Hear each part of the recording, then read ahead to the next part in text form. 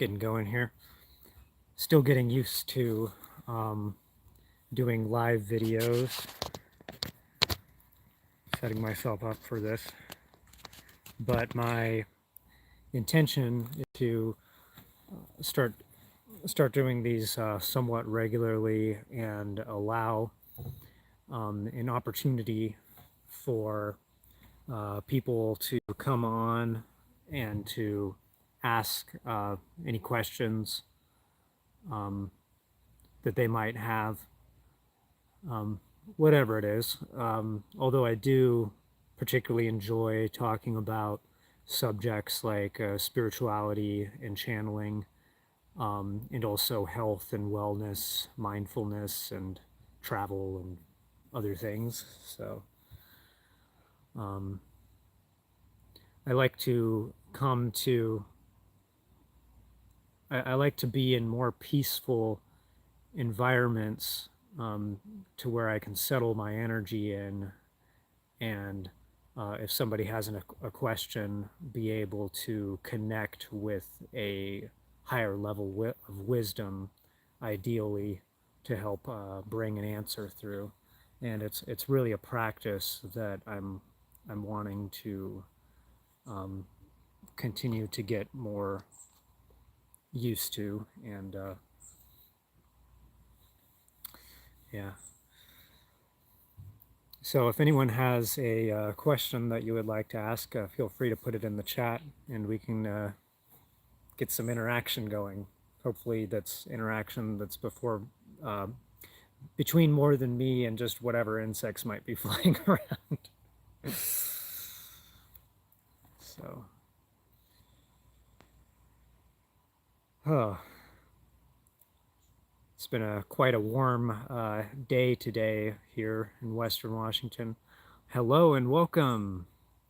Yeah, I think it was probably in the 80s today, but I went on a walk with a friend to this really cool waterfall, and there was something about being there. It was like a kind of like what you might call a grove, or just it felt really like cleansing to just be in that environment and enjoy it. I kind of wish I would have been able to show you all, but I didn't have my phone on me at the time. Hello. Actually, most of the time that I go outside anymore, I don't have my phone or anything on me or in my pockets. But it is necessary for if I want to do stuff like this. Hello, welcome. Feel free to ask me a question in the chat if you want to help steer the subject of the conversation, or get get my thoughts on something, or even if it's something that you're going through and would like some advice on. But yeah, it's been a pretty nice day today. Continues to be nice. My favorite animal, well, that would be the lion, with tiger being a close second, because I have a very strong spiritual connection to the big cats. I think I have been one before. 1 + 1 is 2, and no, 2 + 2 does not equal 5. Makes me think like 1984. Maybe I'll start doing tests to see how high I can count to without it hallucinating. It makes me think, one thing I do like, I'm new to trying to do this format, but one thing that I do like about it is there isn't any faking it like there can be now with AI and so many other things. I mean, I've been surprised by the prevalence of AI and what it's been able to do, kind of starting to take over YouTube, and in a lot of ways, in ways people don't realize. 1 + 1 is 44. I guess whatever it is, like, you know, so much about life is about perspective, and whatever somebody says, there's always a way that that can be true, whether it's like, oh, well, I'm talking about it's in hexadecimal or something. Hello, hello, welcome. My favorite food. Well, I've really liked Mexican food for a long time. And I like tortillas a lot. I recently was learning how to make my own tortillas using like a sourdough discard, but I haven't figured out how to quite get it right because it feels like there's always too much flour on it when I go to cook it. And um, yeah, I really like improvisational cooking. Do I have a flying truck? No, I have a very large motorhome, but it's not one of the floaty ones yet. I think maybe that's a few years off where we'll have like the floaty motorhomes that we'll go around in, Like, I mean, come on, we were promised flying cars in 2015 and by Back to the Future Part 2, and that still like hasn't happened yet for some reason. So, yeah, the engineers got to stop slacking. We've got to get our priorities together. And although sometimes I feel like, what do I suggest as a hobby for a 10-year-old? Well, I mean, it's being that age, being any age, it's such a process of discovery of one's passion, really finding like, what is it for you that excites you the most, and following that journey on what you might discover, So, I mean, the best hobby is going to be just what stirs you up inside, what gives you that feeling of like, yes, this is exciting, this is what I want to do. And maybe that changes from year to year, but there's nothing wrong with that. There's nothing wrong with trying something out for a while and see if you like it, and if you don't, move on to the next most exciting thing. I don't have a dog. I've had a dog before when I was a kid, and he kind of just wanted to go hide under the porch most of the time. He was really skittish, and I never really got into dogs. I'm more of a cat person, really. Am I Christian? Um, if I would say among religions, I'm more familiar with Christianity than others, and I would say that there's been more time in my life that I've been sort of familiar in a way associated with it. Um, there are certain ways of looking at it and viewpoints that I do feel very strongly about. For instance, Christ consciousness. Oh, 3 dogs. That's a lot. But I've really kind of gone largely my own direction with my beliefs and spirituality, to where I'm taking collectively all these perspectives and information that I come across in life, and forming my own kind of rainbow bridge to the um, eternity of what I believe is. Am I homeless? So that's subjective, because one could say that I don't have a actual physical address right now. Rather, I'm living in a large motorhome, but I'm quite comfortable, I would say, and I really enjoy not being tied down. Men shouldn't have long hair. Oh man, I'm sorry to hear that about your dog in the morning. I have kind of an interesting opinion about long hair on men. This is just what it has naturally grown to. I haven't had a haircut in 5 years, and it just gets to this length, and this is the length that it naturally stays at. And you can look back through history. I was in the Army National Guard for 5 years, and always had to very strictly have my haircut every month. And after getting out of that, I did kind of find out there's a certain psychology behind having your hair cut off, especially if it's against your will. And it's something that goes back to the days of slavery. The first thing that would happen to the men that were enslaved is that they would have their hair cut off short. In a way, and this goes back to a certain Greek legend, it actually takes their power away. So I feel that by having the long hair and doing what I choose with that, it's sort of taking my power back. And I actually feel that in very real ways that contribute to especially my energetic connection with my environment. Let's see if I missed anything here. Okay. As a girl, her long hair is longer than mine.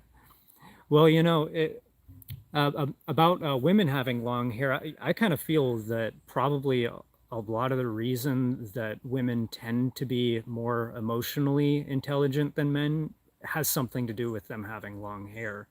They may actually, I kind of think of it, I've heard of hair described as like antenna before, where it's sort of energetically connecting us more to other people and our environment. Where is my family? Well, my mom is in New Mexico, and that's where I had been living for a few years before I started traveling this last year and a half. But she likes to travel a lot too. And other than that, I'm presently in Western Washington State, which is not too far away from the area that I grew up in. And I have a family in Western Washington here to include my dad and my grandma. Do you like the mountain? I do like looking at the mountains, like right here where we're at.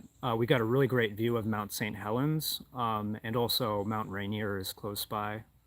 So I think they're both kind of majestic.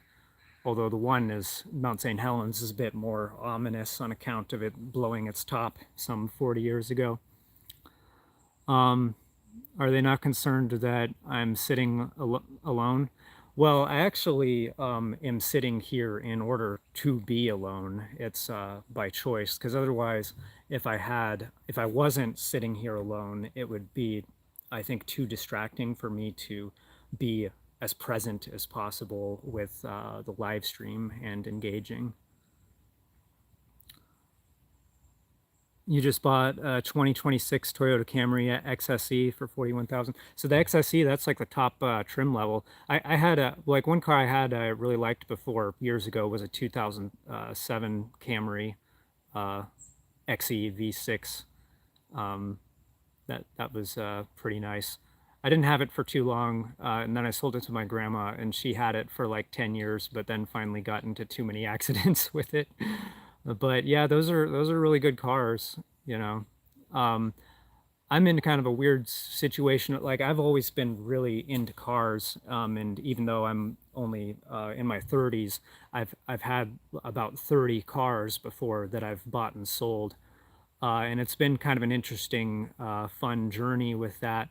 But now that I have the motorhome, I don't have a car of my own. My partner that travels with me has his own car, but it's a Toyota Corolla. It's all right, but it's a little bit boring for my taste. So my favorite color, I would say, I would say it used to be indigo, but now I really like cyan. Am I gay? Well, kind of. I would say I'm bisexual, but you could argue that I'm currently gay because my partner is another guy. I don't, I mean, I am attracted to women. It just doesn't seem to work out as much as as it has historically for me with guys. But there's always a possibility that that could change in the future. I could certainly see myself wanting to be in that role of having, what one might call a normal family and raising kids and like that kind of thing. But it just, my path has not led me in that direction yet. And from another level, I can kind of see why, because given that I'm not having that kind of normal family to take care of, it's allowing me to have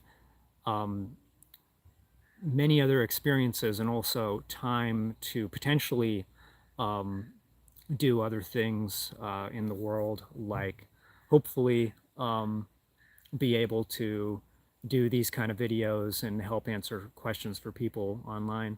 How old am I? I'm 35 now.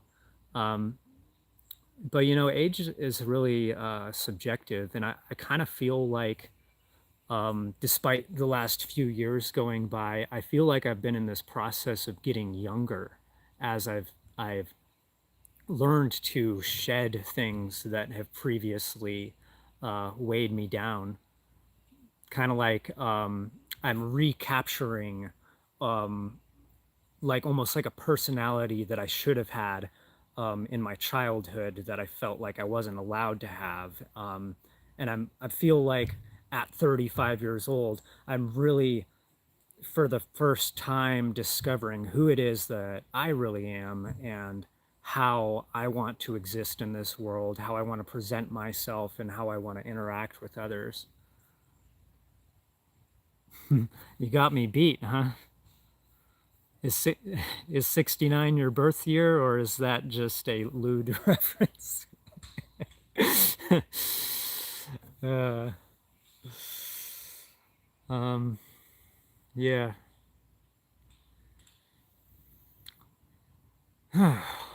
Man, it's been a day though. I do kind of like it's fun sometimes to like get on a roll talking like that. I like getting excited about things and having the flow go, but sometimes I have to remember to settle down and take things in too. Ah, you were born in the 70s. Yeah, I bet you've seen a lot of change in the world, huh? You know, like I saw a video on YouTube the other night, which I thought was really interesting because it was recorded in 1929, and it was like kind of it was colorized and remastered, so like this really old film, but they were doing interviews of people that at the time were like it was just happened to be at this one country club, and the people that were quite old, and some of them were 99, 100, 103 years old, and I swear they just say it all seemed like so much healthier than when you think about older people today. And it makes me wonder what is like the true kind of possibility of aging and longevity. And maybe we haven't really been told the truth about that, or the history has kind of been hidden from us. Your mom kicked you out at 23 because you came out as genderqueer. Yeah, I mean it's tough, but sometimes things like that in our life, we'll look back on it and say that something that appears to be bad at first, like getting kicked out of your house, will end up being like a good thing in that you really get to, you know, sort of be forced into being more independent, but really it's like having that opportunity given to you when if that hadn't happened, so much of the time you might just get too comfortable with a situation that maybe the situation isn't a good situation, but it's not a terrible situation, so you just stick with the bad situation until it reaches that breaking point. And sometimes reaching like having it reach that breaking point is a good thing for it to happen sooner. And also, in my experience with family, sometimes we can have pretty difficult relationships with our parents, but once we actually get that separation and the parent can actually stop having to feel like they're being our parent, and learn to treat us as a like a fellow equal human being and person, it can really over time repair those relationships to where years later down the road you may find that you have a really good relationship with your mom. What time is it for me? It's I think it's like 6:15. Um, what's everyone's LGBTQI flag? I I've always liked the rainbow flag just because it's represents the full, like I think of it as representing the full spectrum, going back to, makes me think like Pink Floyd, The Dark Side of the Moon, and so to me that's all that's needed. But to each their own. Oh, gotta remind myself to stretch sometimes. Get too like tense. Oh, it's good to get outside and get some sun. How much do I weigh? I would guess that I'm probably about 140 pounds right now, although I haven't stepped on a scale for over a year because literally I don't have a scale. But yeah, I'm 5'8", so I'm not too tall. And But yeah, I tend to be pretty lean. I'm trying to build some muscle, but it's you know I just like want to be healthy, and I feel really good being kind of a what most would call a lighter weight. Welcome back. Feel free to ask any question. Oh, that's not fat. Well, I mean, really, it's subjective because for a given weight, it depends on how much muscle you have, or body fat percentage. But I mean, there's a real obesity epidemic in the U.S. and I mean other countries as well. And there's nothing to complain about being 133 pounds. I mean, you can't argue that that's unhealthy in any way. And sometimes it is healthy to, you know, not be super lean, like I've heard when people do get really lean, they find that it's like unsustainable and they're just like feel like they're starving all the time. Your child is 5 foot 4.5 at age 12. Would you consider them tall? You know, I want to mention. So I'm 5'8". I was 5'8" when I was 15, and I absolutely stopped growing at age 15. While my friends and peers kept growing till like they were 18 and ended up being like 5 or 6 inches taller than me, even though for a while I was at the same height. So I would say that you never really know. But I do know now that there's also things I kind of wish I had been more aware of when I was a younger age. Like there's exercises that you can do as like a teenager or a child that helps encourage to increase height if that's a desire. And there's like certain back stretches and leg stretches, and it helps just really encourage that stature to improve. So if I was a 12-year-old kid and I knew about that, that's something that I would, be wanting to put into a daily habit. But yeah, I kind of wish I was like a little bit taller sometimes, but it's all right. Wow, that's a big change to go from 285 to 160. Would you say that that's been a lifestyle change that's like something you've really been able to maintain, or has it been a struggle? I mean, I know not just weight loss, but some other things like addictions and habits. Like sometimes for people, like say for instance, I totally quit drinking alcohol 4 years ago, and not that I was only just a social drinker before that, but it was like flip a switch and I had zero interest in it anymore. It was like I completely changed from within, and the habits changed with it. But I know other people, it's just a back and forth struggle with those kind of things. Farting on weed and smoking it has health. Well, marijuana, it can be a plant medicine. It can be a way shower, and it can also be abused. And it is much more often, I would say, by today's culture, abused than anything else. We've dropped to like 135 before, but did go up a lot recently. Yeah, well, it being stable is really the important thing. Like being, the important thing isn't aesthetics. It's not like trying to have that perfect image, because that perfect image that we see portrayed in social media, it's not even real anymore. It's lighted a certain way. They use all these tricks, or even it's now photoshopped or AI enhanced to have these certain idealized figures. So the most important thing is being healthy, and the fact that you like yourself, the fact that each one of us living these lives, that we like being in these bodies and being who we are and experiencing the world as we are.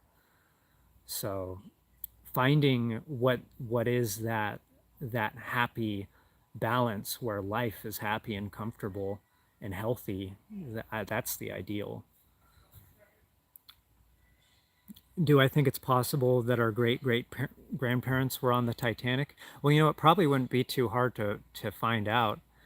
Um, there's kind of an interesting sort of story with the Titanic, that the whole thing might have been kind of an insurance fraud, because they had that sister ship, the Olympic, which was almost identical to the Titanic, and the Olympic suffered a naval accident that left it kind of permanently damaged, where it would always like list to the I don't know, the port side or something like that. And there's a bit of a conspiracy around the fact that when they were building the Titanic, they may have switched the ships out at the last minute and then planned the whole incident so that they could collect the insurance money, which was taken out for like twice the value of the ship. You always like these type of videos and subscribe and never see them again? Well, I just started doing these. I'm 3 days in a row, and 3 days ago was my first time ever trying to do a live stream. But I'm feeling excited. I'm feeling energized today. I sort of like the chaos of it all, even though there's people coming and going, and just seeing like what people say. Oh, and someone said good morning. Well, I'm curious if it's good morning for you. Where is that location? Right, it's evening here, about 6:30 p.m. on the West Coast, U.S. Hey, that's great to hear about subscribers increasing by 5. Nice. Yeah, so this YouTube channel I started about a year and a half ago, and I was doing like completely different kinds of videos that didn't even have, like, I wasn't even live on a cam. I mean, they didn't even have my face in them, and they were kind of like passion projects. And I feel like there's a lot of really good information there, but I just realized, because it all kind of petered out like a year ago, and I got tired of trying to make those videos to because they took so much effort with so little engagement, and I just gave up on it.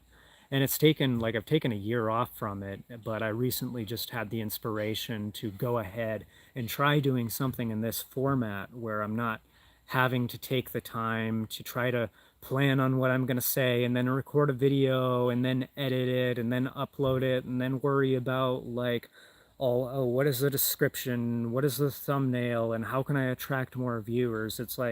Now it's like I'm putting my phone down on a little tripod, and I'm just pressing play and seeing what happens, so it's kind of fun. Hello and welcome.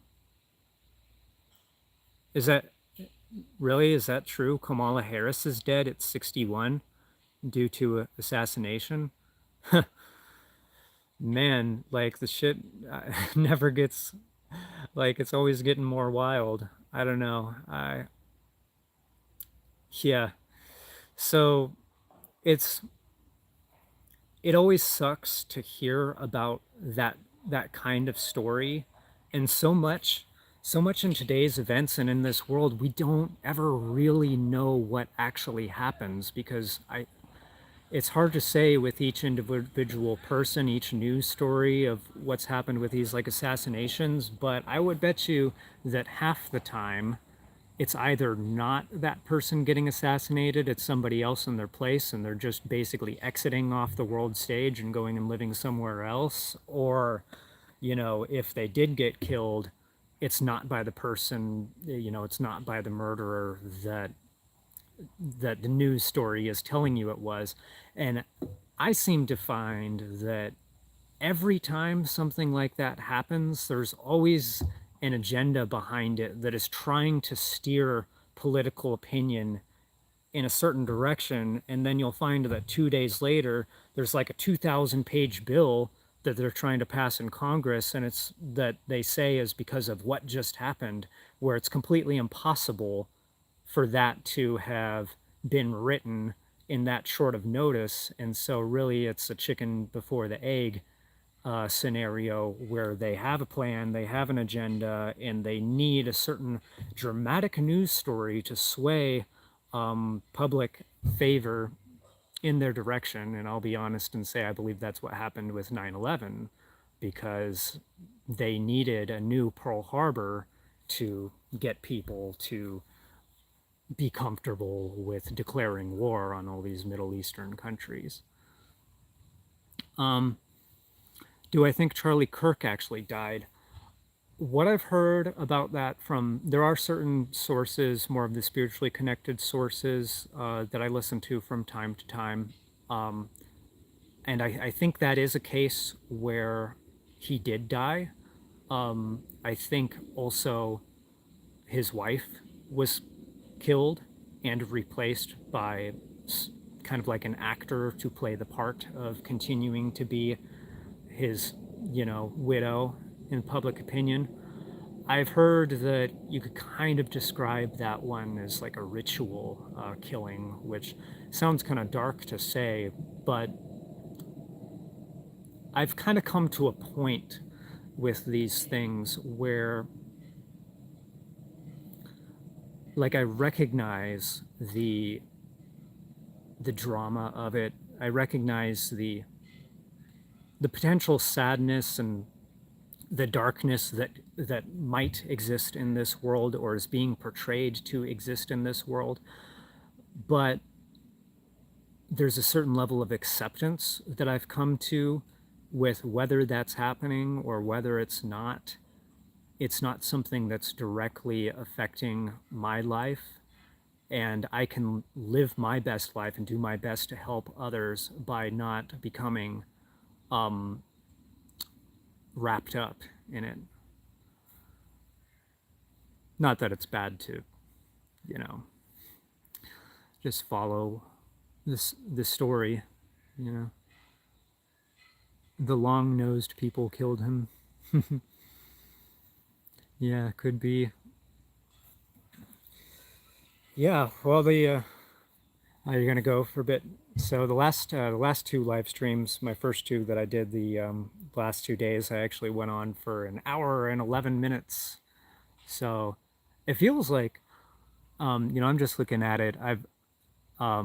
This has already been 34 minutes into this live stream, and I feel like if I was trying to just record a standalone video right now that was 34 minutes long, that would seem like such a heavy, like burdenous thing to do. And then I'd have to think about all the time to edit it and try to make it perfect and whatever.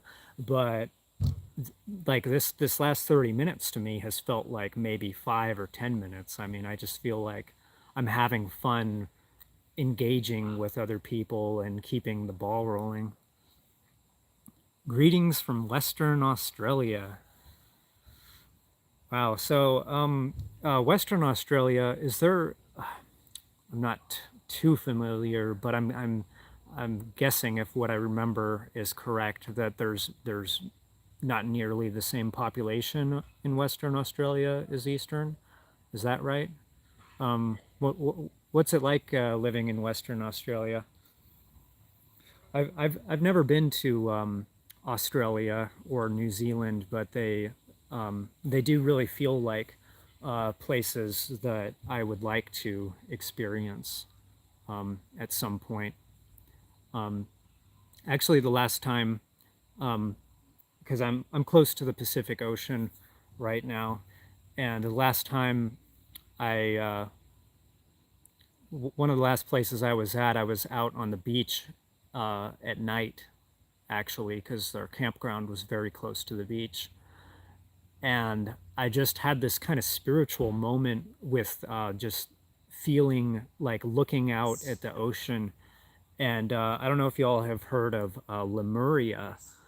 It's kind of like an ancient civilization that took place even before like Atlantis. But I really had this feeling that the Pacific Ocean was representative of Lemuria, and I felt like for a bit like I could just feel the energy of it and connect, and it almost feel like I wanted to chant through like this almost tribal sounding thing, and it sounded like, I don't know, I would imagine what the native oceanic languages would have sounded like. Perth is your capital and the most isolated city in the world. Wow, I didn't know that. 80% live on the coast and the rest is largely uninhabitable. You know, I kind of was realizing the other day just how geographically speaking, how much of the continents and land masses in the northern hemisphere, like even how Africa is largely in the northern hemisphere, and I like didn't realize just how far north Europe was compared to the U.S. But yeah, I wonder. People joke that everything's upside down in Australia, but I kind of wonder what are the real meaningful differences of living down under compared to 90% of the rest of the world. But I guess y'all have a lot of interesting wildlife down there. I don't know if I'd be able to. I probably wouldn't be able to handle all those snakes and spiders.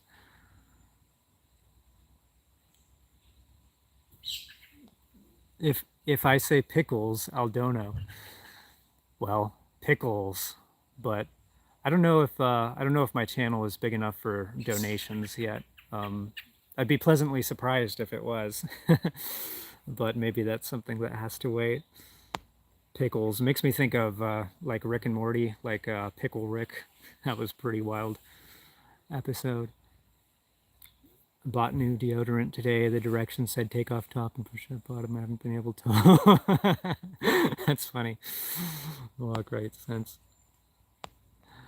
12 hours ahead. Yes, all the pickles. Pickles.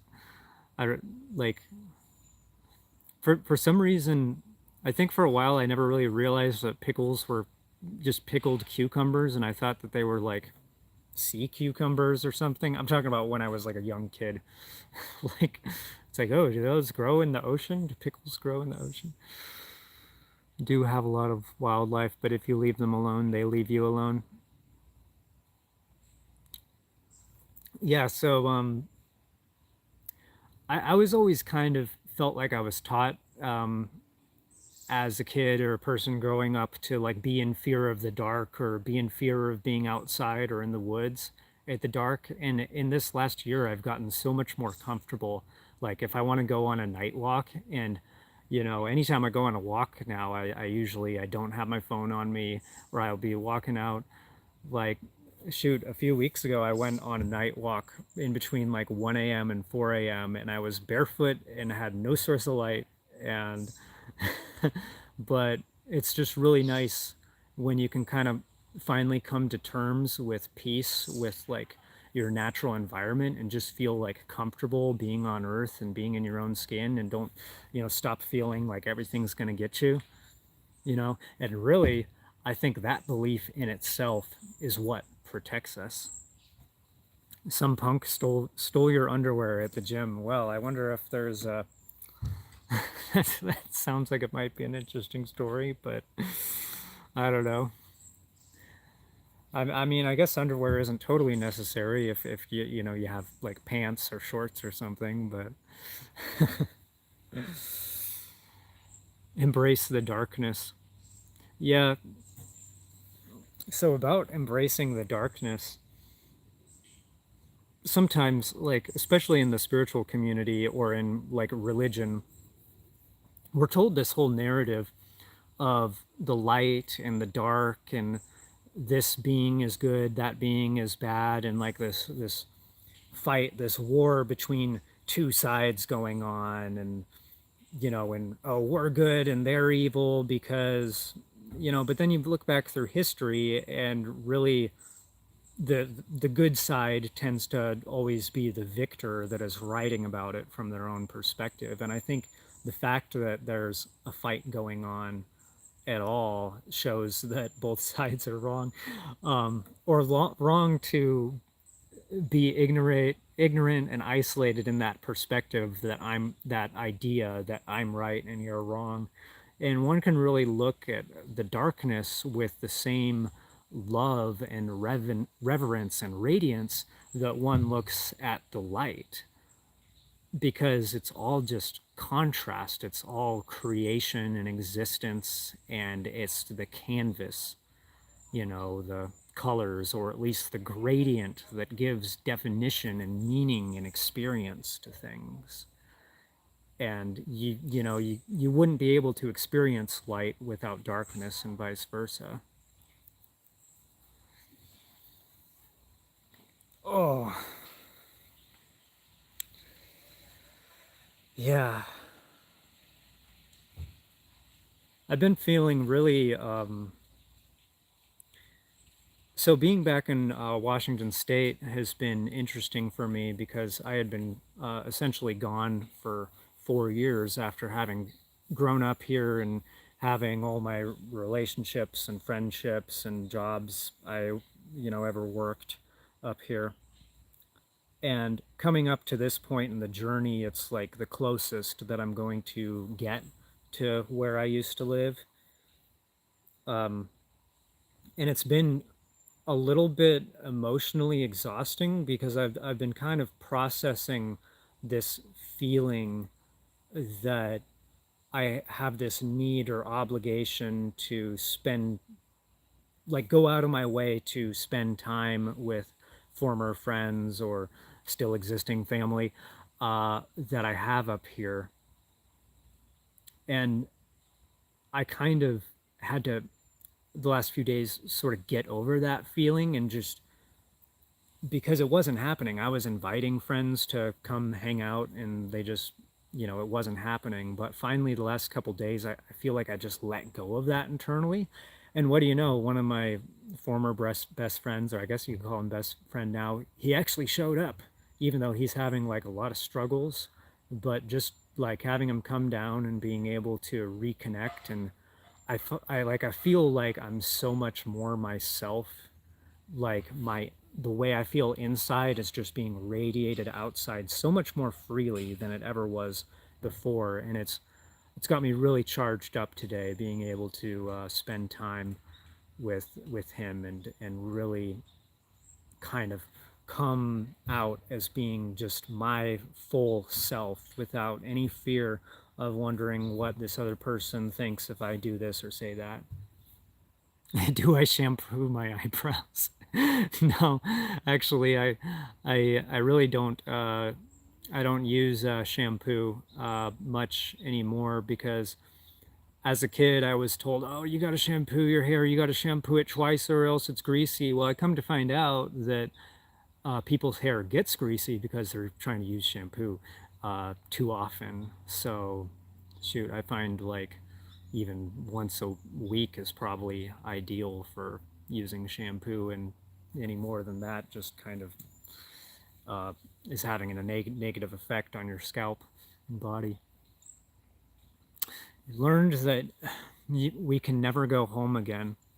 You know what that makes me feel reading that is that our home is always changing, it's always moving forward, because we, as spirits and souls, and having this experience of being in these bodies, and like being on Earth and then dying and going somewhere else to another planet or another realm, or reincarnating, whatever we choose to do at that time, we're always carrying our home with us in our heart.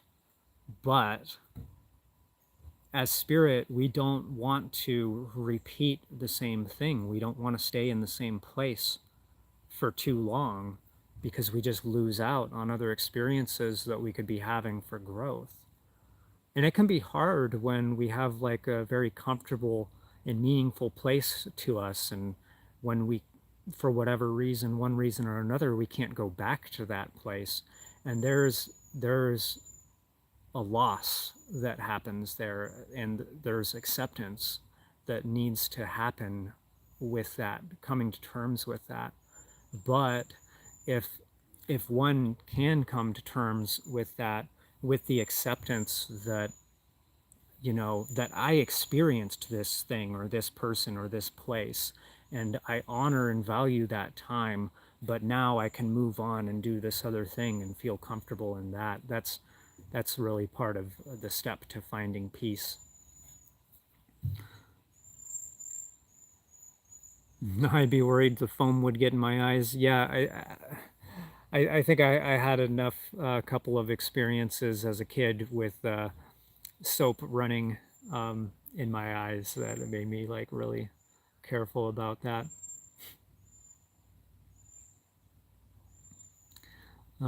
Can't go back to the past either. Yeah, it's true. I mean, and it's really because the past is, it's how we developed. The past is our own personal journey, our own personal story of the steps that we took to get to this now moment. And we can't go back to being what we were or what we were doing in the past, how things were in the past, because we are not actually the same as we were at that time. We, as individuals, as people, as spirit, are always changing as a result of our experiences and our desires. We're always on a path of moving forward towards what excites us. And that means moving equally away from other things that we got to experience, you know, at least enough to move us into that next thing that then takes precedence. Yeah, it's the only place we can be is in the present. It's absolutely, the time is always now. What time is it? It's right now. And there is a deep peace that can be found within by allowing oneself to connect with the now. It's really just a process of sitting down in a comfortable environment, closing one's eyes, and letting go of any thoughts or any agenda, any need to look or act or appear a certain way, or to be doing something or thinking about something, and to just learn to feel again, to feel the environment around us, learning to feel the ever present now. And it's always available to us. And the only reason why it doesn't feel like that sometimes is because we get in our own way.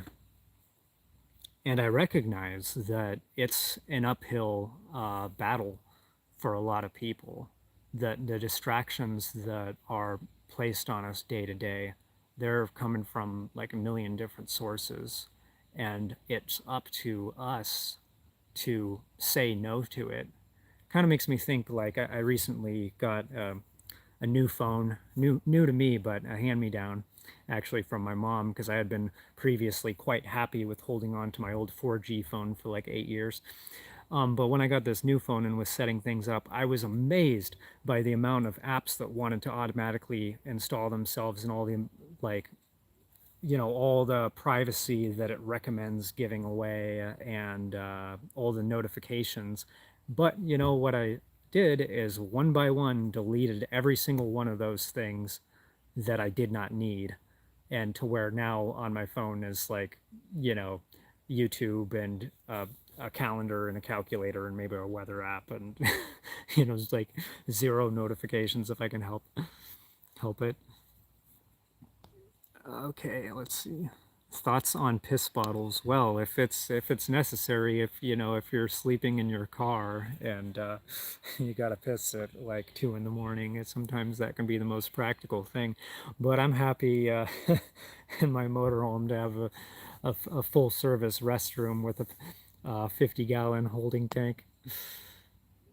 Um, you're in San Francisco, California. You people from Washington State are a little too deep.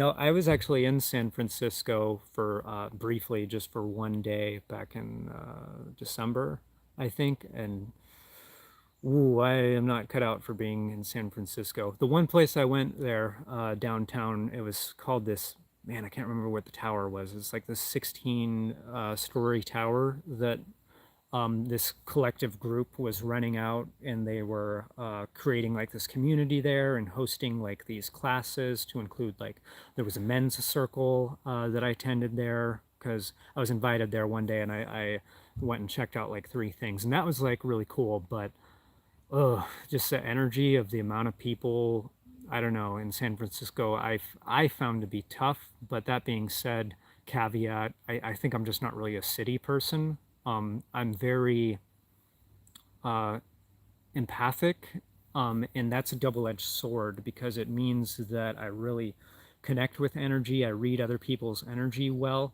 but if there's a lot of people around, that just turns into chaos, and I can't handle it. But I hope that you enjoy living in San Francisco. I look like your boy Billy Lett. Used to go to school with him to set shit on fire. Well, if it's not hurting anybody, I don't know.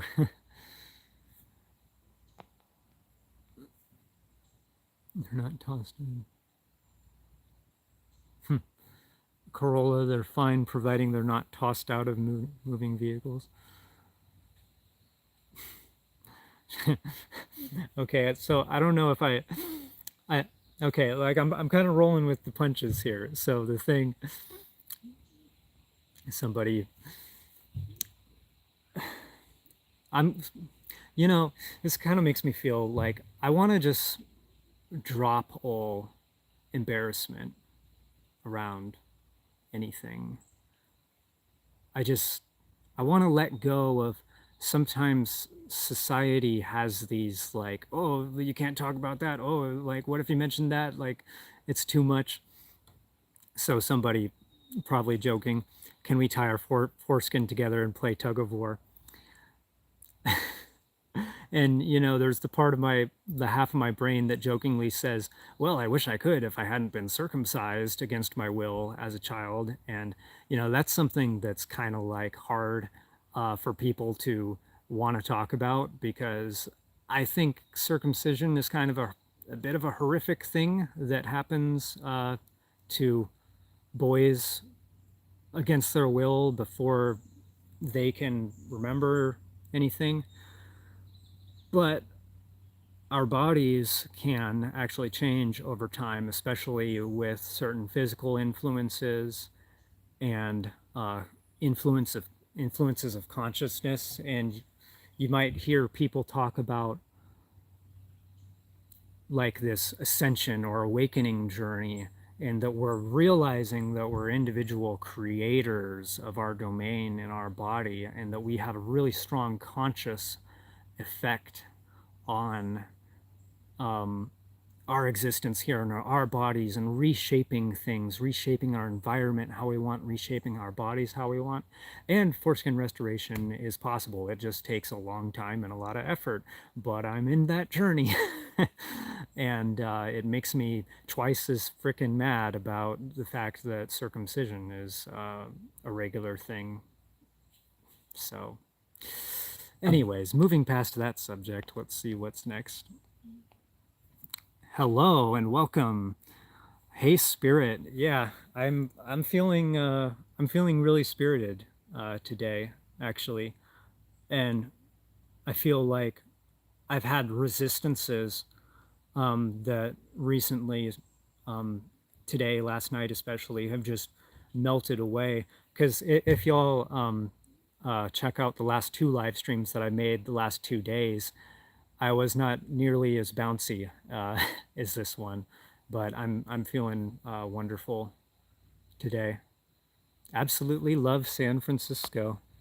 Yeah, that's wonderful. To be in a place where you find that you love your environment that you're in, you know, find what you've created within that environment for yourself and how to go about it in the best way. And it's all a matter of perspective, whether someone likes something or not, whether something that's a cold temperature feels good to us or not at a given time is our own perspective. And there's no universal right or wrong answer. So what's important is to allow each person to find their own passion, their own place that they love, and to allow people, I think, to self-govern and take care of themselves and be treated as smart and responsible enough to make the decisions in their lives that allow them to lead their best life. It can be overwhelming. Oh yeah, being spirited. I feel like I'm just being carried by it right now. It's almost like I kind of think of it as we all have different levels to our spirit, because the totality of who we are as spirit is not something that could possibly, one way of putting it, fit within the human body. You know, like it would be bursting out, right? But we can learn to adapt these bodies to carry a greater portion of our spirit, and we can learn to communicate, to tune in and connect with it and receive the wisdom from above, you might say. You love people. I've really been on a journey of learning to, I guess, learning to love again. I had some events, even some of which go back to a past life, which had kind of broken my trust to a large extent. And I, in a way, feel like I'm still getting, for a start, I'm still getting totally comfortable with being who I am in this world and being comfortable with my environment. And the next step for me is to get comfortable with people. And I think, you know, this little window right here is kind of a step in my process to doing that. It's kind of a little portal here that allows, you know, even though I'm just getting started with these videos and there may not be very many people watching at a given time, but it's an opportunity, like a window that's open, that there's a possibility that anyone in the world could connect with me in this way. And I think that's a great stepping stone for me getting more comfortable introducing myself to whoever it may be that I come into direct contact with the world. And I really want to step up to that that level of being able to comfortably and confidently say that I love people. I mean, like as a whole in general. And there are people that I love, but I feel like my heart is still processing certain things. There's still certain things that are walling off and getting in the way. But I know that acknowledging that and going on a journey of discovering what that may be, what may be getting in the way, is a process to unraveling it and coming to a point where I can say that I truly love people on earth. Let's see, what's next? Embarrassment is an underexplored emotion. Go make a fool of yourself. That is too true. That's so true, because sometimes we've had these experiences, most usually as children, where we may have embarrassed ourselves, and we think back at it. We tend to think back on those events as being very scary to us. And sometimes they were more scary. The potential of embarrassing things that happened as a child seemed more scary because as a child, you're put into a certain social structure with a certain family that you feel like as a child, if you do anything to upset your family too much, like they're going to disown you and kick you out of the house. And the same thing, you're going to a school with a bunch of other peers where you feel like if you're outcast from it, by an embarrassing thing that happens, that you're like losing your own security of being able to live your life.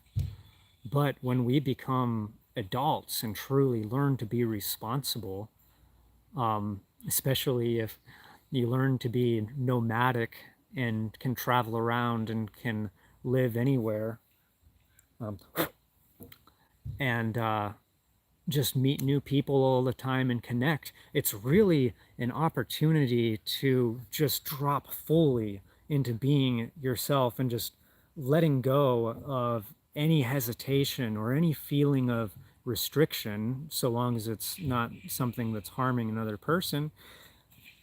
And there's so much that opens up as a result of that. There are so many better relationships and connections that we can make with others when we are just like fully ourselves and aren't worried about being embarrassed. It also makes me think about, I never danced at all until like a few years ago when I was like 30 years old. As when I went to middle school, high school, I never went to a single, I think I maybe went to one dance. I could never get, like, I was stuck to the wall. I was so shy. I was so afraid of what other people would think. And I became very rigid in my body, and not just physically, but emotionally and mentally. It was like I had built this brick wall up around me that made me be like, I have to be like this and act like this and respond like this and say this, or else this person might not like me, you know. And it's taken me long enough to finally break out of that and be like, like, F it, I'm gonna be me. And be unafraid. And I'm still like, that's a never ending journey. I'm not all the way there yet, but I've made a lot of progress with it, and I feel like I'm getting comfortable with being more embarrassed. And if somebody brings up in the live chat and I end up talking about foreskin because it got brought up, it's like, well, so be it. I guess the universe wanted it to happen. Otherwise, it wouldn't have been brought up in the chat, right? Like, it's like everything happens for a reason. But I think part of the limiting factor of what's really become a limiting factor in society is not literally the restrictions on autonomy and movement and freedom, but it's the perception of the restrictions that have been placed on this. And that has very largely to do with restraining free speech. in different ways, because they can say, oh, well, that's not free speech, that's hate speech. It's like, well, that's totally subjective based on whose agenda it is, you know? And it really becomes a method of control. And a, a small group of people ruling a government would have no way to control millions of people unless it was psychological and unless people were controlling themselves. So I'm kind of choosing to, knowing what boundaries are in place that I need to follow, in this country and on earth and in society. I'm learning my best path through that to find the most freedom that I can for myself and to be myself and to live my most fulfilling life. And in that, to help connect me with others where we will have the relationships that enrich each other's lives to the fullest available.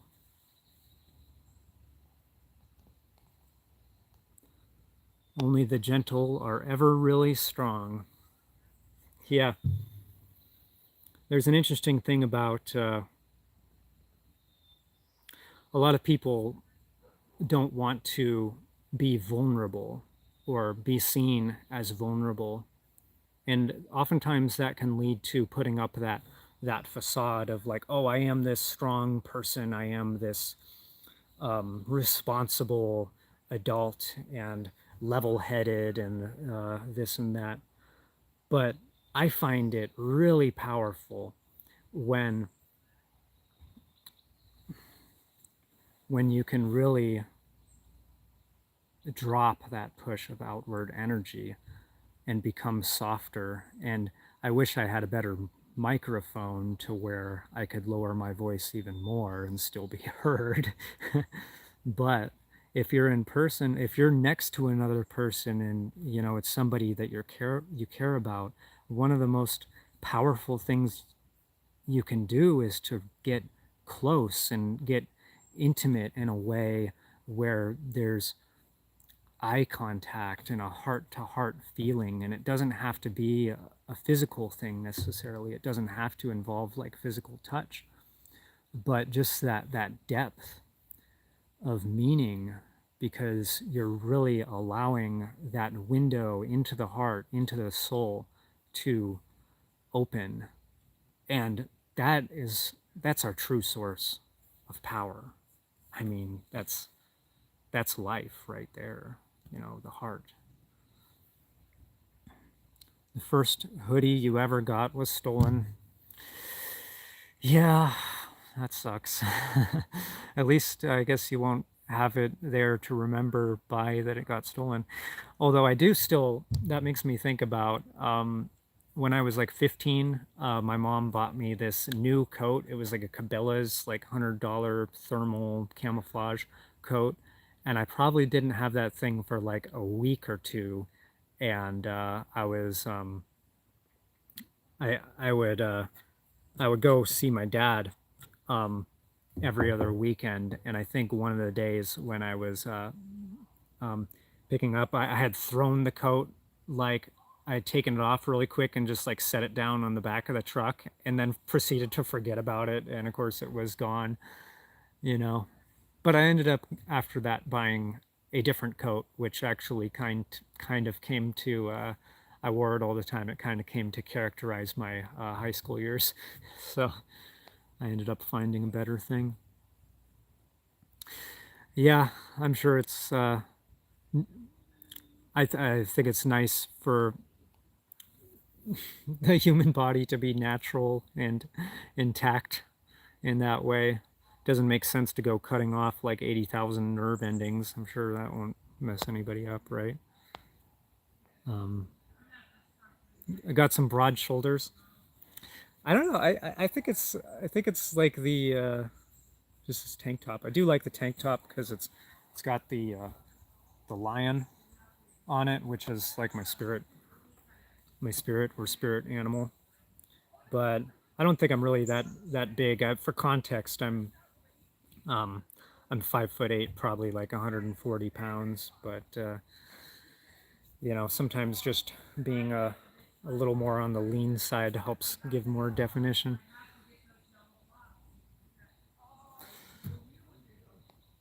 Childhood is traumatic. Adulthood is surviving that trauma. I would say that's been my experience. Even though there wasn't anything too horrible that happened, sometimes sometimes you can be around someone, maybe even it's a stepdad or something like that, that can just kind of make life suck most of the time, and that's enough to really pull the joy out of things and just make you want to escape and not really learn who you are in the world. And with that, yeah, a lot of the time we reach adulthood and have a lot of stuff to work through and deal with. And maybe it takes years after.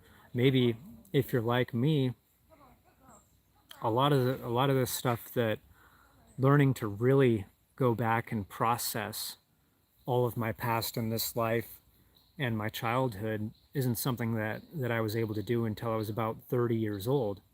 And I spent, you think about most people spend their 20s kind of partying and having fun and not really taking life too seriously. And then you think about people when they hit their 30s tending to settle down and be more responsible and try to raise a family. And I mean, I very largely did the opposite, or at least as far as working, because as soon as I got out of high school and as soon as I was able to get a job, because it was quite difficult at the time, at the lowest point of the recession in 2009, I just I didn't want to do anything else but work. And I just it became an excuse for me to not be living my life the rest of the way, to not be social, to not hang out with people as much, because it's like, oh, well, I got to work every Friday and Saturday night. So, and I ended up having like 2 and 3 jobs and working like 80 hours a week. And I didn't really realize it at the time, but looking back on it now, I can say that the reason I did that is because I did not really know how to live with myself. Anytime I would stop having that agenda or work or that next thing that I had to do or that next thing that I wanted to do, that rolling schedule in the brain that's like, oh, I got to do this activity and then this activity, and I only have this much time to sleep and shower and get to the next job. And it becomes this thing where you're not taking any time to sit down and meditate and clear your thoughts and connect with the environment and connect with the infinite, ever present now. You're not taking the time to connect with peace within yourself if you're busy all the time, like I was, like I made myself be. And for myself and for others, sometimes that goes until it hits a breaking point, or it hits something that finally interrupts that, or it even will be our bodies saying, no, I'm not going to do this anymore. And we'll experience getting an allergic reaction that we've never had before to something, or an injury, and it forces us to take a different course. And that's kind of what happened with me. It was a little bit more gradual than that, but there came a day where it's like, I just want to take an undetermined amount of time off work, and I put in a 2 weeks notice to then take an undetermined amount of time off work, and I never went back. And it's been 5 years since I've had a job, which has been interesting, and I'm having to get creative to make that work. But I find that one way or another, it's working out, and that this time that I've had to myself, which has been so much extraordinarily more time than I've ever given myself before at any point in my childhood or in my 20s. I am like actually figuring out who I am now. And that may eventually lead to me having a much more fulfilling life than I ever would have had I been just caught up in that constant rigmarole or rat race the whole time without ever stopping to smell the roses, as they say.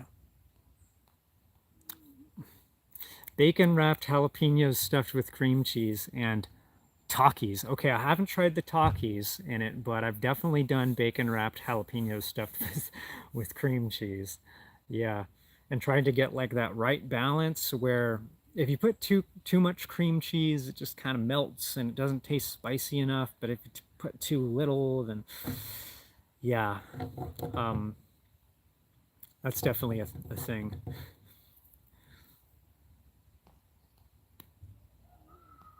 You're losing it because you keep getting chat put in timeout for answering what's 50 plus 17.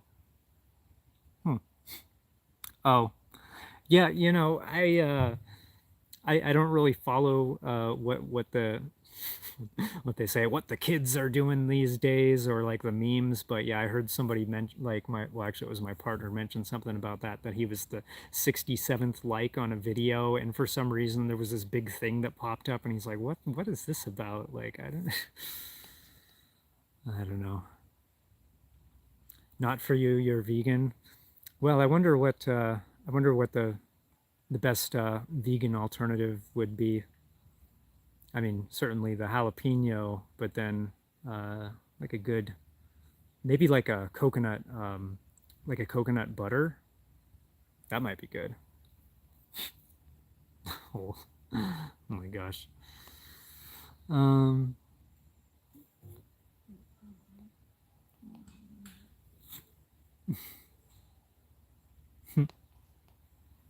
your spirit animal is a tortoise.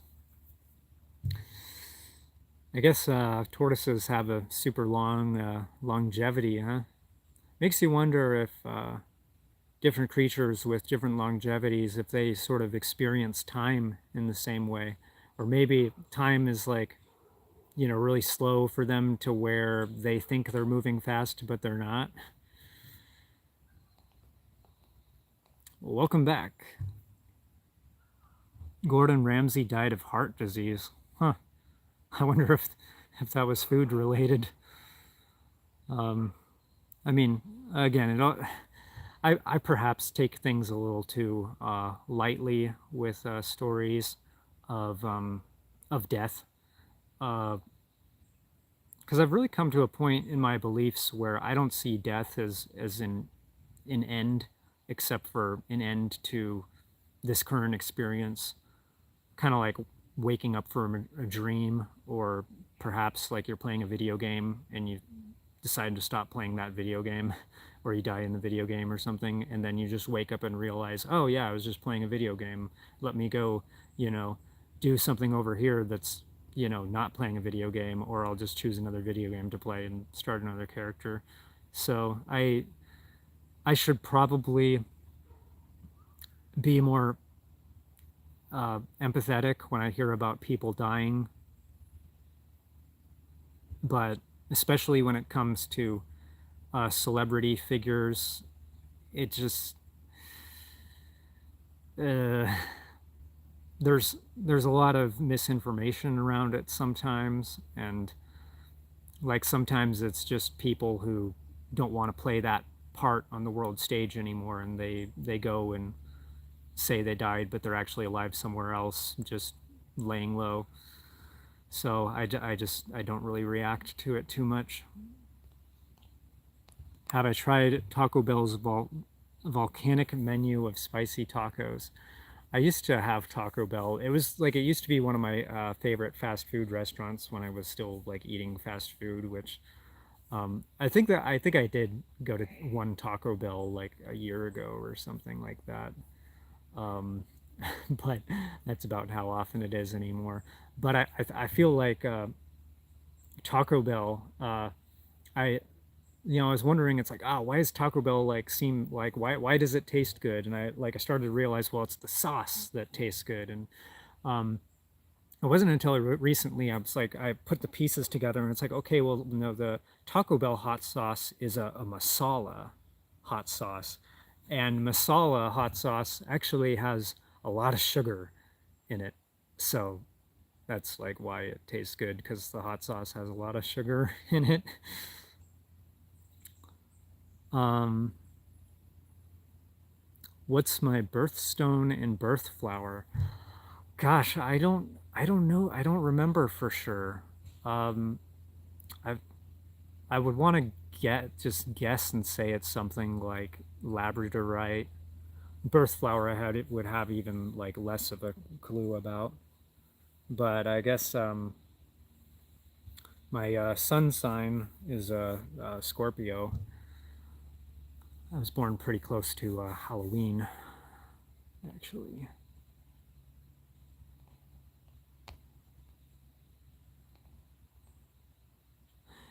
Oh yeah. So the thing about, I was saying about celebrity figures dying, and half the time you don't know whether it's true or not. It's Yeah. Sometimes like there's a back and forth, like this did happen, this didn't happen, and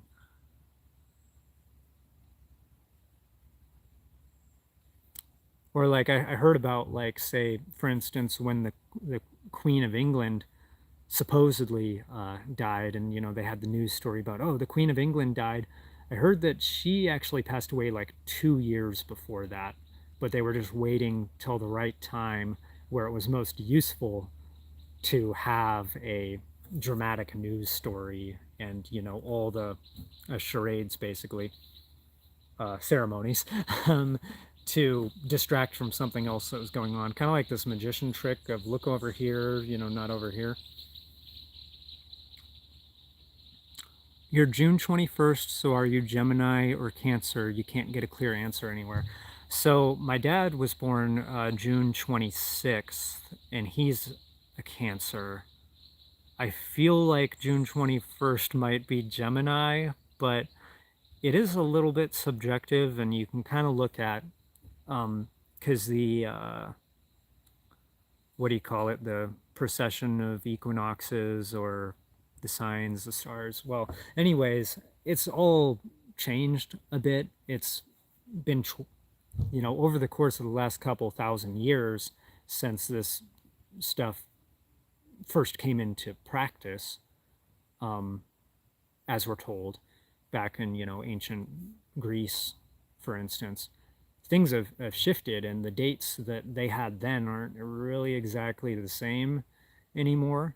But one thing I have heard about astrology is sometimes if you're unsure about a certain thing, um, just kind of read and get a feel for the descriptions of each of Gemini and Cancer, and you'll start to get a feeling of what you feel like aligns with you more, what's more true to you.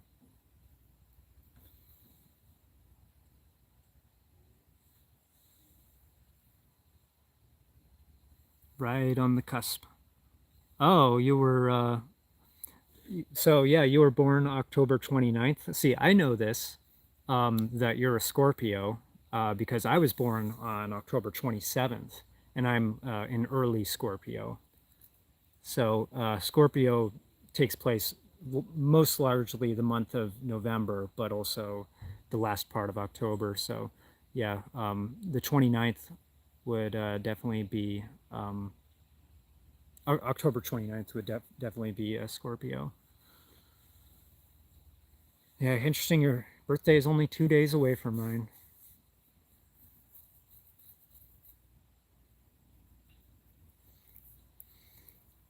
Oh, all right. What other questions do y'all have, or any suggestions for subjects? Oh yeah, burnt. Yeah, thank you.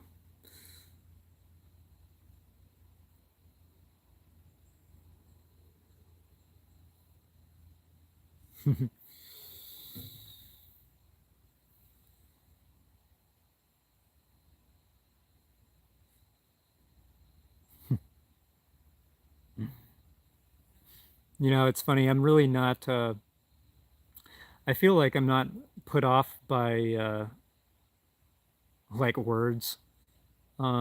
anymore. And I don't really think anybody should be, because if people live in fear of a certain word, it's just gonna like own you and become like that thing. Oh, I mustn't do that. I mustn't say that, you know?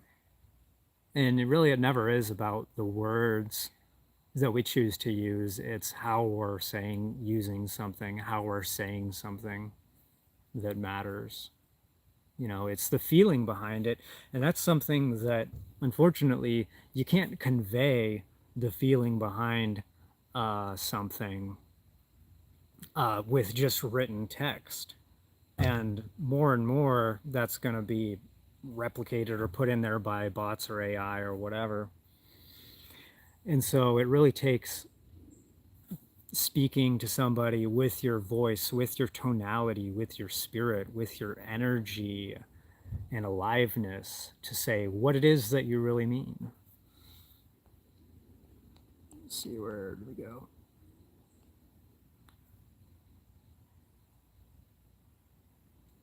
And we're meant to, you can't find anything about Gordon Ramsay's death, and you're meant to be 12 hours ahead of the rest of you. Yeah, it'd be funny if that actually worked that way.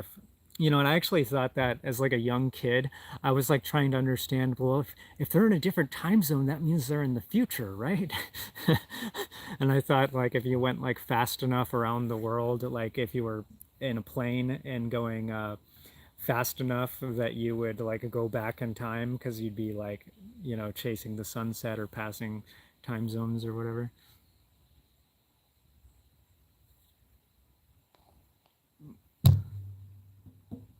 Yeah, words are just part of the toolbox. Um, you could also call, um, for spelling words, they call it spelling, but that can also mean like casting spells with your words. But whether it's a word or a sentence or a spell, or you're trying to put some hex on somebody, the important thing is the meaning behind it. And also, that's not a one-way street, you know, because like, it makes me think about when somebody says, oh, I'm offended by this, I'm offended because this other person did this or said that to me. It's like, well, no, you're offended because you are choosing to be offended, because you are, wanted an excuse to be offended, and you just used that as the permission slip, right?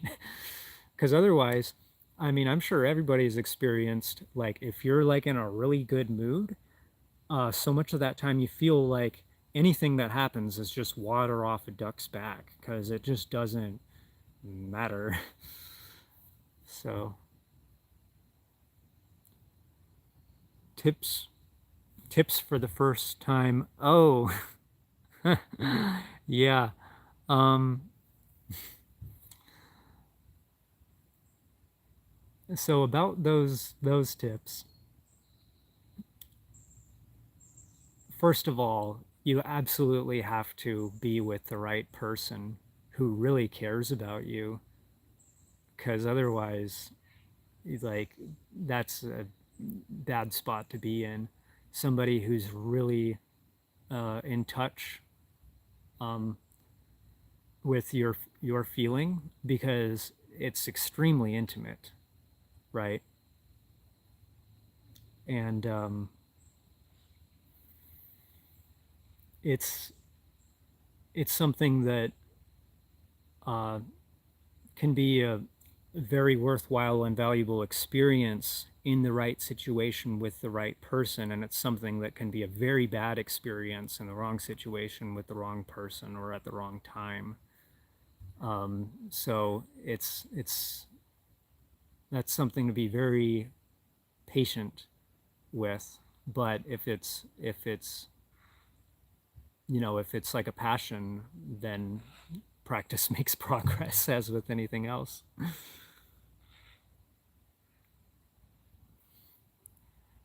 Yeah, someone put a hex on you to die, and it's been a year later, and you're still alive. Well, you're against the odds.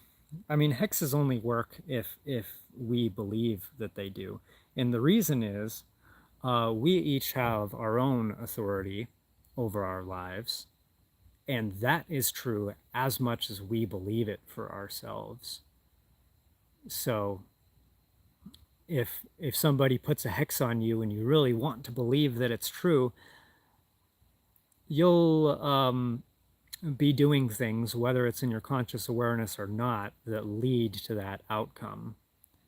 Whereas if you don't believe it or choose to believe something else for yourself, you know, whatever that hex is, that thing against you, rewrite it for yourself as to be the opposite of it, to be exactly what it is that you want for yourself, or what it is that you want to experience in this next year, and create that positive affirmation for yourself.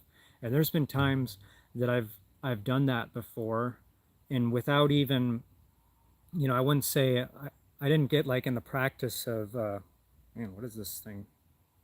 Yeah, I was attacked by a spider. Anyways, um, there's been times I've done journaling before, and I went into that mode of being like, you know, I am abundant. I have this. I love this about my life. I love that. And even though I didn't really feel it very much at the time, um, but a year later, I went back and read those journalings, and I was like, wow, every single one of these things came true that I said, you know, that wanted for myself. But I said it in such a way that it was like the law of assumption, like this is true for me, and, you know, really owned that.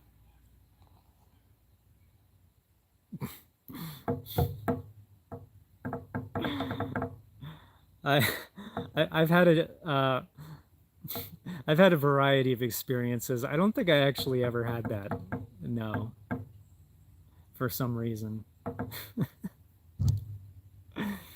But you know, the funny thing is, like, people can be really embarrassed by even like the thought of, like, especially if it's like if somebody's like of a different sexuality, let's say, um and they hear about what somebody else might do, and they might think it's like, oh, that seems like such a, like, oh, how could somebody like do that, like they think of it like, oh, that must be bad, that must be a horrible thing or whatever. But really, uh kind of when it comes to people and our own body, like especially when it comes to our own bodies, um there's not really, like, sometimes we just got to get over our freaking like fear of this or that being like necessarily a bad thing.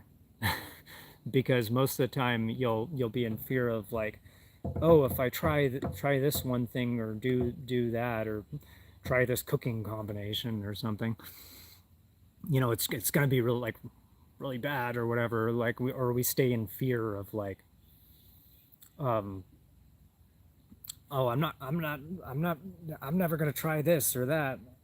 But then you'll finally like gain the courage to try something, and then you'll be like, oh, actually, this is kind of nice, I kind of like this. So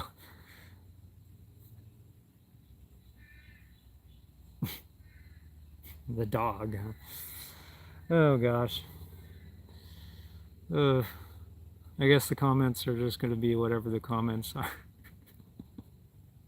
I mean, I just find them funny most of the time. uh, Man, somebody else was talking about pickles earlier. I'm not sure if it's in the same context, but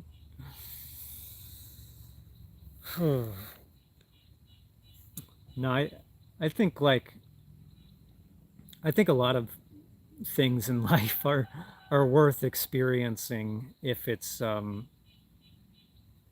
something that's not forced on us.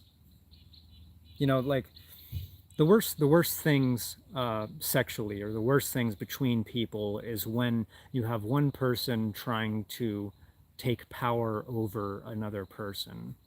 But anytime you have interactions that are, you know, like just having fun, or you know, learning or exploring, experiencing new things, it's usually, you know, yeah, sometimes it's like you try something and you don't like it. Sometimes you try something and you do like it, and you wouldn't have known that you did like it unless you tried it. And that's just part of the journey of life, you know, as with so many other things.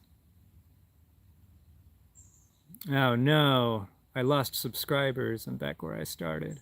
Yeah, well, you know, I figure that that's gonna happen. I mean, with yeah, you could be a moderator. I need to actually figure out how to do that. I don't know how to do that. I'm still new to oh, community moderation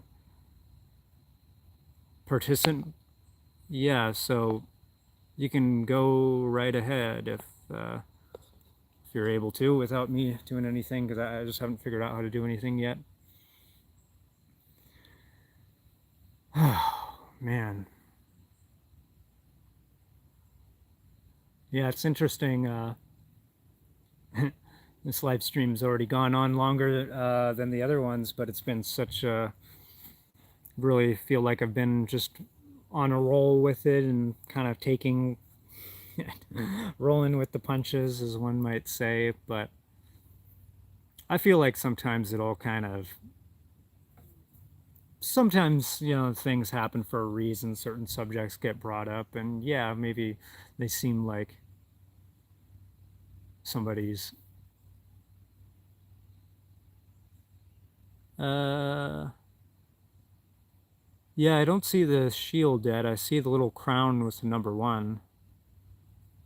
Um, but it might just not be showing up for me. Because again, this is only my third time doing the live stream, doing it on mobile, and I never actually looked up any like videos for oh, okay, I see that participant mode.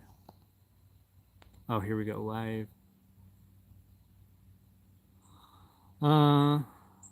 Yeah. So there's the automated what I just saw in the menu there is that there's a couple automated chat moderation features, but it would be nice to have people be able to do it more on a human level, because again, sometimes there's things that might get moderated that either necessarily don't need to be moderated, or you know, perhaps they're just things that the YouTube algorithm is trying to get people not to talk about when really they should be talking about it. Live chat, click the three dots. Oh,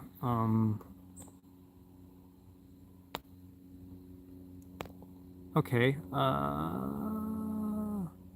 Can manage blocked words and change chat modes.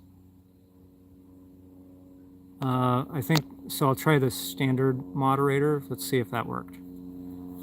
Yay! It said a little pop-up that it should work. So you get to help, you know, as much as you want.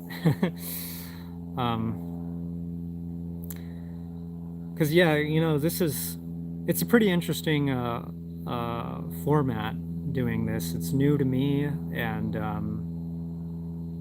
but I'm excited for it. Comments that I want you to remove. Well, it's kind of just like if somebody's like really trolling to where they're saying something off color and then just continuing to say off color things one after the other. You know, I think if it's a standalone message here or there that might be kind of joking, it's like all right to leave it in. But if somebody's sending several messages just to really, like, if you get the sense that they're just trying to take away from, you know, if they're just trying to be disruptive, then that's definitely something to address and remove.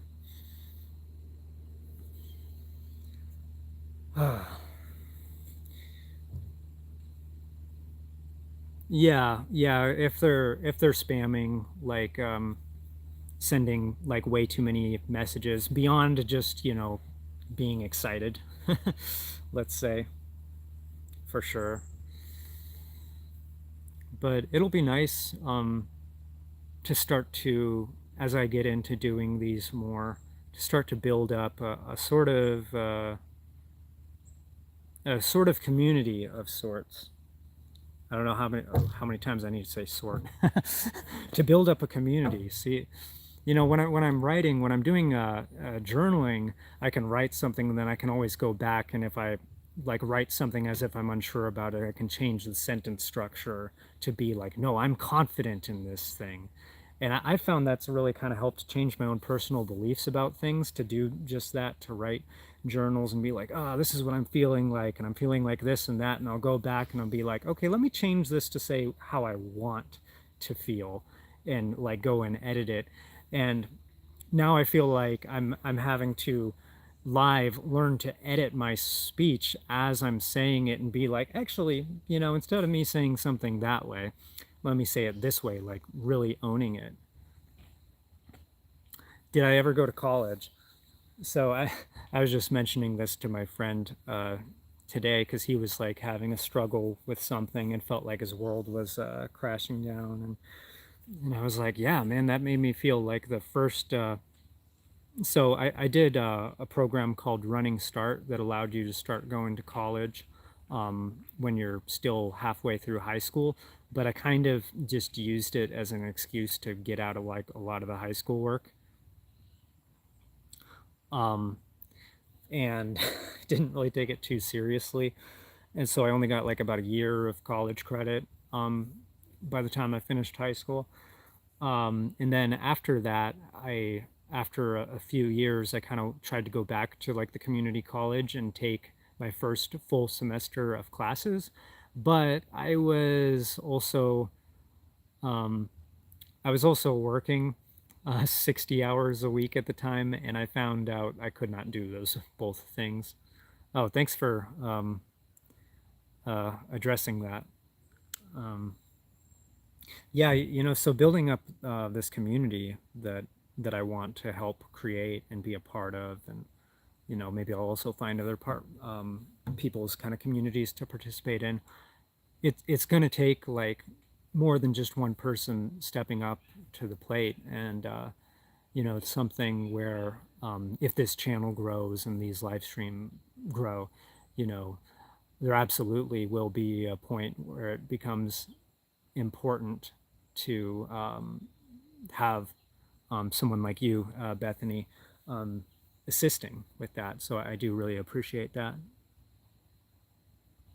I'm guessing it's probably because you just like hid those other messages um, there, because I don't know why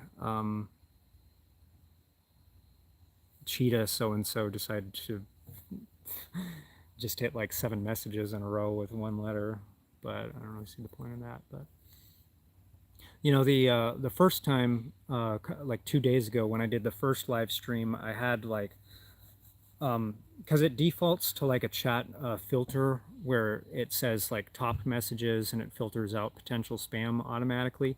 But I think I found out that it was potentially hiding a bunch of stuff that I probably should have been seeing, or like legitimate messages. So yeah, I think it does take that human touch. But yeah, I guess YouTube is giving you bonus points for helping out and participating. Whew. Man, I've been on a roll, hitting 1:44, hour 44 right now. Kind of heard this story of like the number 144 having a certain significance, spiritually speaking. I've also heard 144,000. as being like really important. It's something to do with the 12 by 12 and 12 strand DNA that they say that the bodies are adapting to, which would be amazing to know how that can possibly work, but maybe we'll find out in the years to come.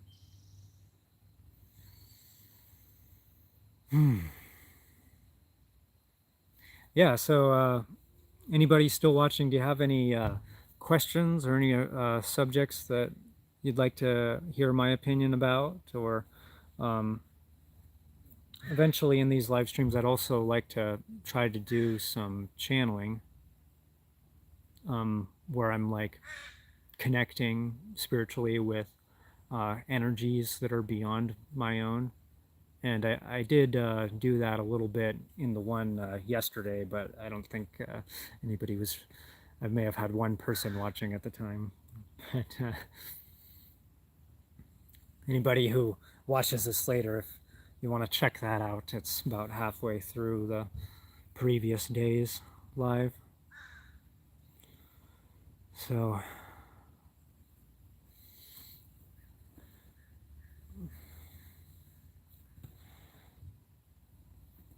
I guess, I don't know why everybody likes S's so much. Or maybe it's like a snake, like a bunch of S like a snake. We actually, my friend and I, we were hiking to these waterfalls, or this waterfall today, and there was a snake. I don't know, probably just some kind of garden snake, but fairly decent sized one that like jumped out like right in front of my friend, and he was like, ah. But this is just the campground or the RV park that we're staying at. Although this is not the campsite, this is just a random campsite that there happens to be very few people around. So it's kind of a nice little spot to come and have some privacy to do a video like this. And maybe once I get more confident with these, I'll feel like I can be on the move a little bit more. But for now, it's nice to just have a little tripod and be able to set it down. Have I ever seen a king cobra? I've probably only seen a king cobra in like a zoo type situation. Or I think I remember when I was a kid, there was one reptile place. I think it was just east of Monroe, Washington, that had like a bunch of different reptiles, and I'm sure they probably had a king cobra, but I remember they also had, if I'm remembering this correctly, they had a two-headed snake, and I was, as a like a 6-year-old kid, just very, very confused by that. Oh, are the cobras going extinct? Yeah, I don't know. Um, it could be. I don't know for sure if they had a king cobra there. I was just, I guess, I guess that was assuming, you know, given that they have all these other snakes, but assuming isn't always doesn't always work out in our favor.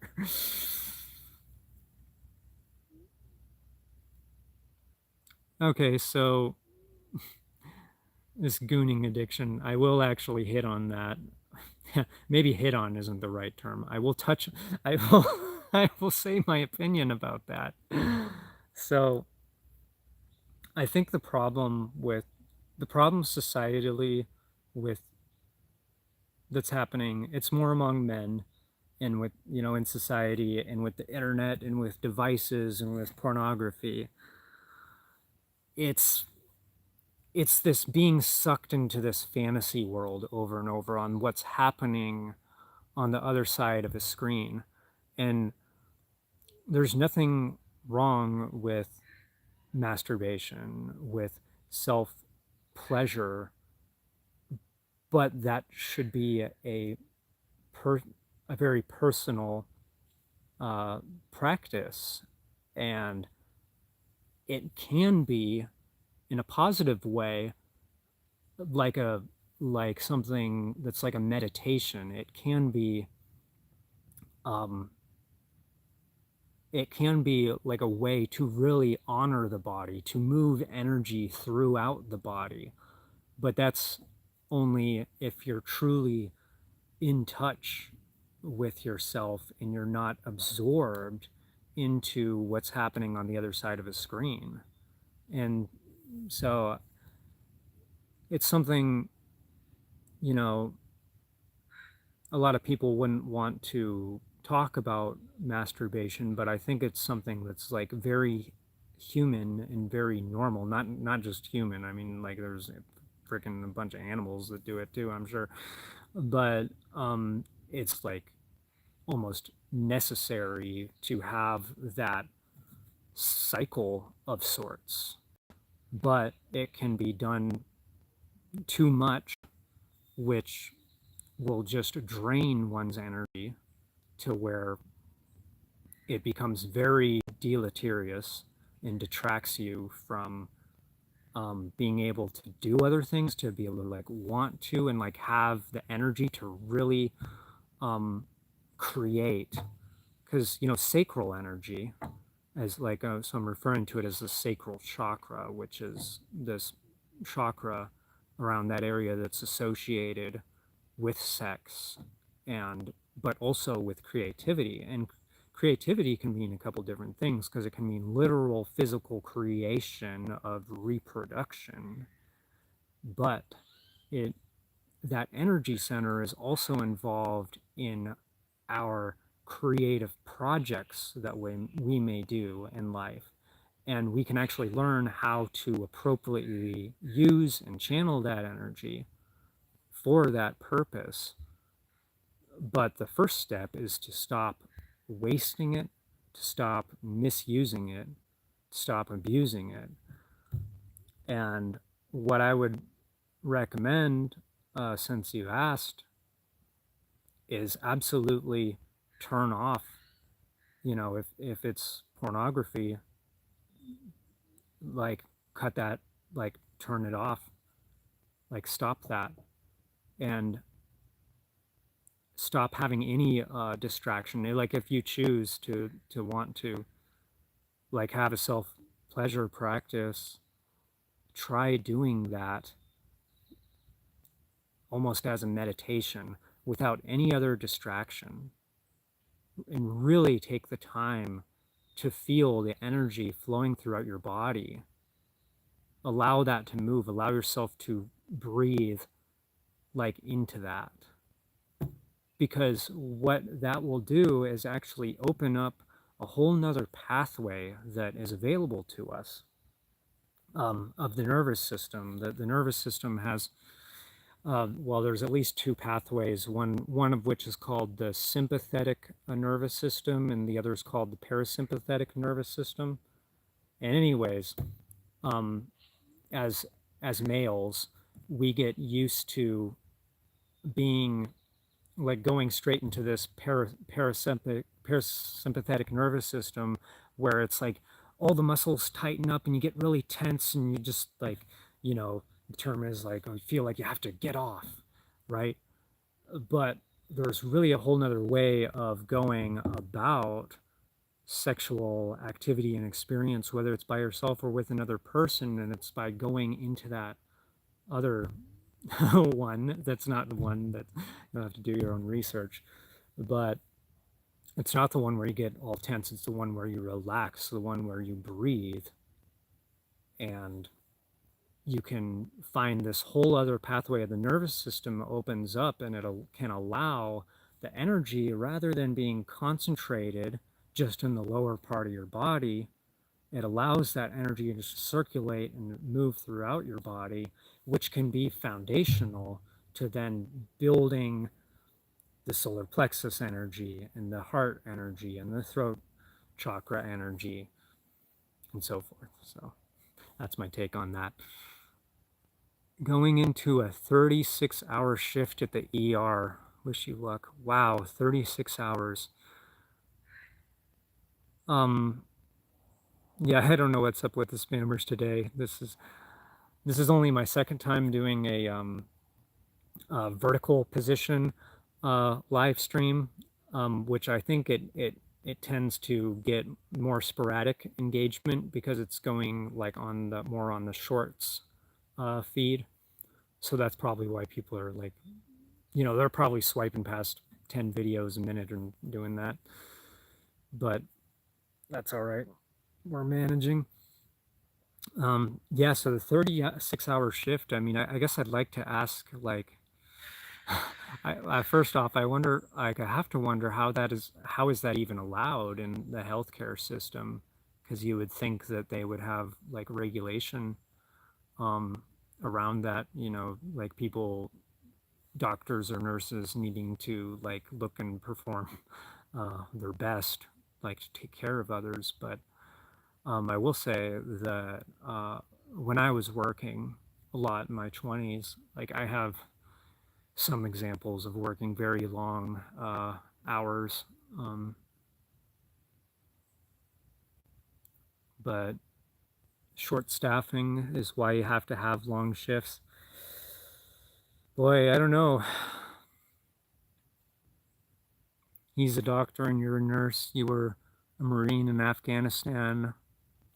Oh, he was a Marine in Afghanistan as a Navy Corps man before he was a doctor. Yeah, I was in the Army National Guard for 5 years. I was in Kuwait in 2016 as a Chinook helicopter mechanic. And then after that deployment, I decided I didn't want to renew the contract again. So I got out in 2017. But I don't know.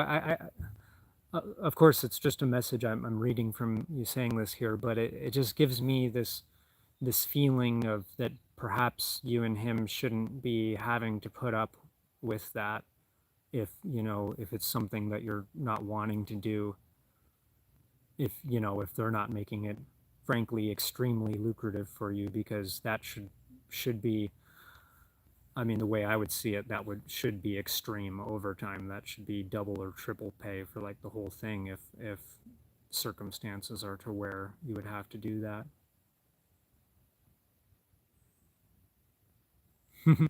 Oh yeah, thanks for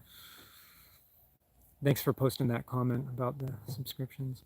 I mean, I know there's times before when I was working where I would elect to do like an 18-hour shift um, because it's just like what worked for my schedule, and I'd have just one really busy day and take a couple days off after that. And it was kind of a thing where like I got into it, and just instead of being like a regular day where I'd be looking at the clock, I'm like, well, I'm here all day. I better just get like used to it. And, before you know it, you kind of get through it. But you love your jobs. You get to sleep sometimes. Well, yeah, I mean, I hope you get to take care of yourself enough. Um, it's really, those are really important jobs, and it's, I guess the feeling that I get is it's can it can feel like you have to step up and do something because who else is going to do it, and who else is going to be there for those people who are coming into the ER. And well, I guess you'll know within yourself if it's the right choice for you. Oh, you get double pay and you have a daughter. Well, yeah, sometimes, I mean, when you do get a higher pay rate, logically speaking, it's like, well, you might as well earn double pay while you can, and then, hopefully not have to work as much later. Do I look fragile? I'm not sure what sickness you got, but you can beat it. Yeah, I'm frail. I'm frail. I know. I need to. Oh, I need to bulk up. I need to. No, yeah, I'm a little skinny, but yeah, you're signing off for the night, Bethany. Yeah, I'm kind of thinking I'm probably gonna. I'm about to hit the 2 hour mark here, and mosquitoes are starting to come out, so I'm probably gonna wrap it up here too. So yeah, I do got this. I got all of it. I got whatever I set my sights on that I really want to achieve for myself. I know that I can create the path to achieve it. And the same goes for anyone. Whatever it is that your greatest excitement lies in, what your greatest priority is, how you want to show up in the world and be seen, like go for it. Don't let anybody stop you. And I'm looking forward to doing more of these live streams. And anybody who's shown up or participated or is watching this later, I appreciate your participation and help keeping me rolling. This 2 hours felt like it passed like it was only 30 minutes. It's been exciting, and hey, that's all right. You know, I was saying before, positivity. Like sometimes people say they get upset about something, or they say that they're triggered by something, and triggered is just it, because it takes somebody having, well, frankly, a fragile ego or being upset to for the words that somebody else says, which especially like in a text message or an instant message, you don't know the tone behind something, and you don't know if somebody is really being hostile or if they're trying to be funny or joking. And it's really up to us how we want to receive that message, you know. And we can either be in a positive mode and you know take, if we perceive something as bad, let it roll off us like water off a duck's back, or see the good in it. So I'm going to wrap it up here. I wish you all a good night, or possibly something other than night if you're like not in the Western Hemisphere. And hope to see you all again on another day. And yeah, just follow that excitement in life. Do what you want moment to moment, and have a great day.